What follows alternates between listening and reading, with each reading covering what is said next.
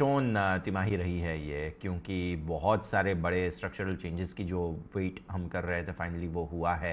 तो सबसे पहले तो ओपनिंग कमेंट्स कैसे देखा आपने इस तिमाही को, और उसके बाद हम चर्चा की शुरुआत करें सर। जी, बिल्कुल। हम लोग भी काफ़ी सैटिस्फाइड हैं इस नंबर्स को देखते हुए।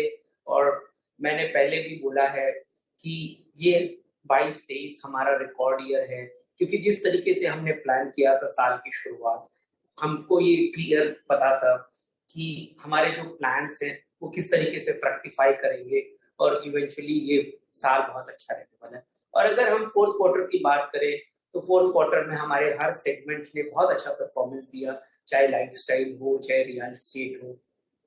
काफ़ी अच्छी बुकिंग देखने को मिली हमको रियल एस्टेट में, सेल्स की ग्रोथ अच्छी थी। अगर आप लाइफस्टाइल में देखें, एक्सपोर्ट का बाज़ार अच्छा था, क्योंकि एक्सपोर्ट में भी हमने पूरे साल में 50% की ग्रोथ देखी।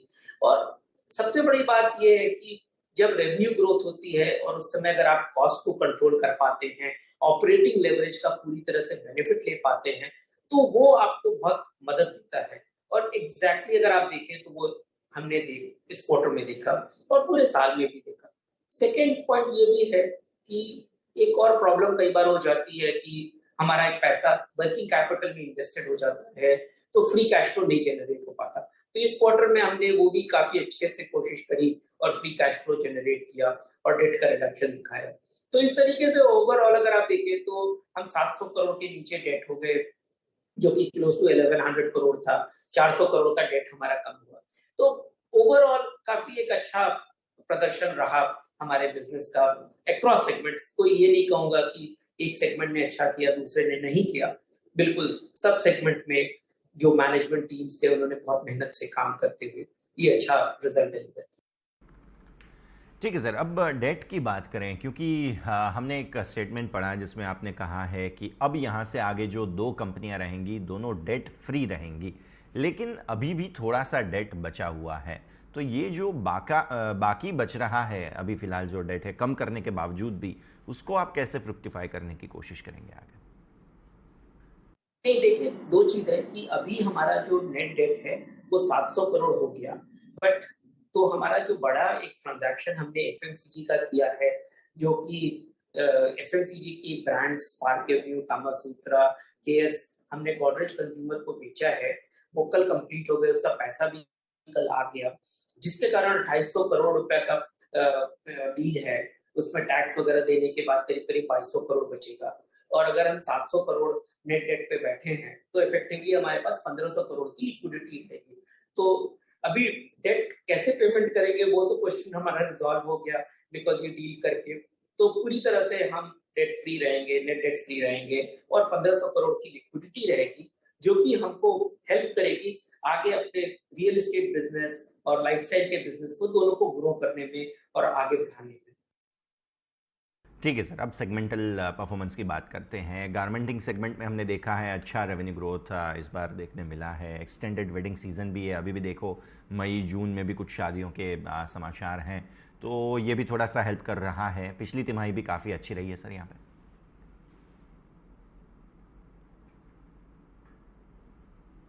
देखिए, एक्सपोर्ट की जहाँ तक सवाल आप बताएँ, वो बहुत सिंपल क्या है, एक थीम जो चली है पूरी दुनिया में चाइना प्लस वन की, वो पूरे अपने देश को, भारत को बहुत हेल्प कर रही है। और सेकंड, हमारी कंपनी को भी बहुत अच्छे हेल्प मिल रही है। हमने हमेशा देखा पिछले साल, अभी भी देख रहे हैं कि अगले 4 साढ़े 4 महीने की ऑर्डर बुक हमेशा फुल होती है। और इसको देखते हुए अगर आप समझें तो 50% हमने ग्रो किया अपना रेवेन्यू 21-22 टू 22-23 गारमेंटिंग बिजनेस में। दूसरी साइड अगर हम देखें तो हम काफ़ी अच्छा एक्सपेंशन भी ला रहे हैं। हमारी जो कैपेसिटी है एक्सिस्टिंग, उससे 35% का ग्रोथ लेंगे कैपेसिटी में। हम इन्वेस्ट कर रहे हैं ट in the next 18 months in order to grow that capacity. तो वो एक बहुत अच्छा हमारे लिए डेवलपमेंट है, क्योंकि हमारे we are one of the unique players जिसके पास कपड़ा बनाने का फैक्ट्री है और कपड़ा सिलने की फैक्ट्री है। तो जो हमारे कस्टमर हैं, वो इंटीग्रेटेड एक मॉडल देखते हैं कि इनके यहाँ से लेने में बहुत एडवांटेज है कि कपड़ा और सिलाई दोनों एक साथ करवा सकते हैं। तो आपस में कोई अगर डिले होता है, तो दूसरी जगह ऑफसेट हो जाता है। और बड़े ब्रांड्स को टाइम पे कपड़ा पहुंचना एक बहुत इंपॉर्टेंट उनके लिए फैक्टर रहता है। Definitely sir. अच्छा, इंजीनियरिंग सेगमेंट की हम थोड़ी सी बात करना चाहेंगे, क्योंकि ये जो ऑटो पार्ट्स वगैरह का बिजनेस है, अब जब डीमर्जर हो जाएगा उसके बाद इस बिजनेस को आप कहाँ पे रखेंगे, कैसे इसको ग्रोथ के लिए आगे इसके ऊपर फोकस रखेंगे? जी, तो देखिए हम डीमर्जर के बाद प्राइमरली 2 कंपनी है, एक रेमंड लिमिटेड है, जिसके अंदर रियल एस्टेट का बिज़नेस है, जिसमें कि थाने की लैंड है, प्रोजेक्ट्स है, वो रहेगा। और रेमंड लिमिटेड में इन्वेस्टमेंट इन सब्सिडियरी और उसकी सब्सिडियरी है इंजीनियरिंग बिज़नेस जेके फाइल्स, जो कि सब्सिडियरी पहले थी, आज भी रहेगी और फ्यूचर में भी रहेगी। और जो दूसरा साइड का बिज़नेस है, वो है रेमंड कंज्यूमर केयर का, जिसके अंदर लाइफस्टाइल बिज़नेस डीमर्ज होके जाएगा। तो हमारा जो रेमंड का जो जेके फाइल्स एंड इंजीनियरिंग बिजनेस है, उसकी ग्रोथ ट्रेजेक्टरी बहुत स्ट्रांग है और वो अपने कंटिन्यूअस पेस पे काम करेगा, क्योंकि वो शुरू से डेट फ्री है। एक छोटा सा कैपेक्स करके उसका जो पेबैक है वो बहुत स्ट्रांग रहता है। उस बिजनेस का आरओसी हमेशा से बहुत अच्छा रहा है। और हम क्योंकि कंज्यूमेबल में हैं, कंज्यूमेबल प्रोडक्ट में होने से उसकी डिमांड में बहुत वेरिएबिलिटी नहीं आती। थोड़ी बहुत आती है 1-2 क्वार्टर में, बट फिर ठीक हो जाती है। और दूसरा उसका सेगमेंट है ऑटो कंपोनेंट्स का। और सबको पता है कि अपने देश में इस समय गाड़ियों की जो डिमांड है वो काफी अच्छी दिख रही है, और हम तो 60% वो कंपोनेंट्स एक्सपोर्ट भी करते हैं। तो between export market and domestic market we are seeing a good balance in the auto component side also. So हम उसकी जो ग्रोथ टारगेट कर रहे हैं वो कंफर्टेबल अर्ली टीन्स की, वो आराम से हम देखेंगे over the next 3 to 5 years। ठीक है सर। और एक आखिरी सवाल रियल एस्टेट बिजनेस को लेकर मैं पूछना चाहूँगा। आप ज़्यादातर फोकस इस पे जब रहने वाला है, ठाणे प्रोजेक्ट भी जैसा आपने कहा काफ़ी अच्छा जा रहा है, इसके बारे में बताइए सर। जी, बिल्कुल, रियल एस्टेट के ऊपर हमारा खुद का भी बहुत बड़ा फ़ोकस है। अगर आप रियल एस्टेट में देखें तो 2 चीज़ बहुत इम्पोर्टेंट है। एक, जो कि थाने में हमने जो डेवलप किया है, आज हमारा जो डेवलपमेंट है, 3rd प्रोजेक्ट हमने लॉन्च कर दिया है।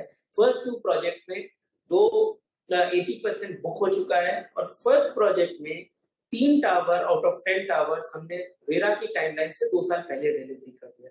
तो अगर ये हो जाता है तो जिससे कि कस्टमर का कॉन्फिडेंस जो है वो बहुत बढ़ जाता है, जिससे सेल्स वेलोसिटी बहुत अच्छी देखने को मिलती है। क्योंकि हमारा दिसंबर 2022 में डिलीवरी हो चुका था, अगर हम 3rd प्रोजेक्ट जो बात करते हैं फरवरी में लॉन्च किया, आप बताएं 7 डेज के अंदर में हमने 100 अपार्टमेंट बेच दिए। दिस इटसेल्फ मींस दैट जो कस्टमर है उसको बहुत कॉन्फिडेंस बिल्ड हुआ एक बार डिलीवरी मिलने के बाद।